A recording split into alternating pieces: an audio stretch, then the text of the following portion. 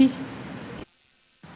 Eshi galatoma kabajamoo afaan yaa'ii mootummaa naannoo Oromiyaa akkasumas pirezidaantii keenya mootummaa naannoo Oromiyaa obbo Shimallis Abdiisaa kanan dorgomee fi asitti aanan argamu naannoo aanaa Sabbataa Hawaasii fi bulchiinsa magaalaa Sabbataa bakka bu'eetanii jechaadha.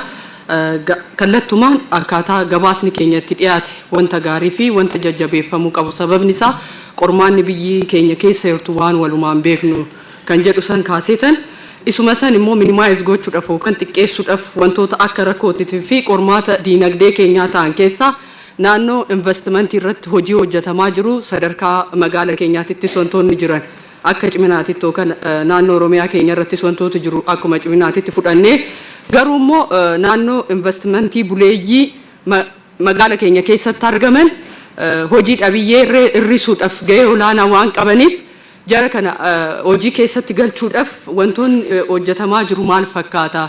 Fakkeenyaaf kumaatama dargaggoota kumaatama qabachaa kan ture Ayikaaddis Saajin Diimaa yeroo ammaa kana dhaabbatanii jiru jechaadha. Kanaaf jara kan investimentii buleeyyii kan investimentii haaraarree naannoo sanirratti simachuudhaaf kan duraanii sun bu'aan arganne kan jedhu sanii waan nurratti hojjetamuuf gama siyaasaatiinis gama diinagdeetiinis kara keessaniitiin yookaan immoo qaama dhimma ilaallatuun deeggarsi taasifamu maal fakkaata kan jedhu san kaasuu barbaadeetanii jechaadha.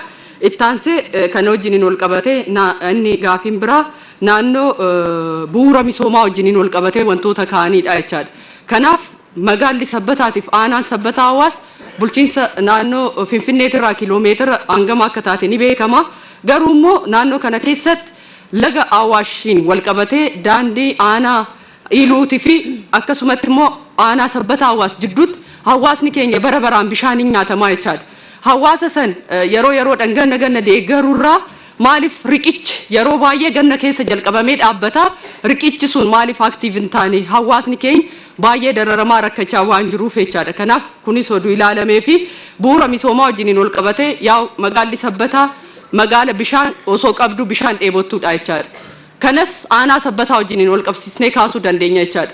Magaalli keenya keessatti magaala guddoo magaala muummee taate ummanni keenya garuu haalli bishaan itti fayyadamaa jiran sun maal fakkaata kan jedhu sun rakkoo keessa waan jiruuf dhimmicha kana akkamitti ilaallaa fi ibsaa wajjiniinis ol qabatee rakkoo hammaataa keessa kan jirru ta'uusaa aanaanis magaallis rakkoo wal fakkaataa keessa jira jechaadha. Kana wajjiniin haala qabxiin inni sadaffaa fi anan kaasuu barbaadu naannoo magaalota marsanii jiran gandoota qonnaan bulaa keenya jechaadha. Aanaan Sabbataa Hawaas magaala Sabbataa gudditti marsee jira.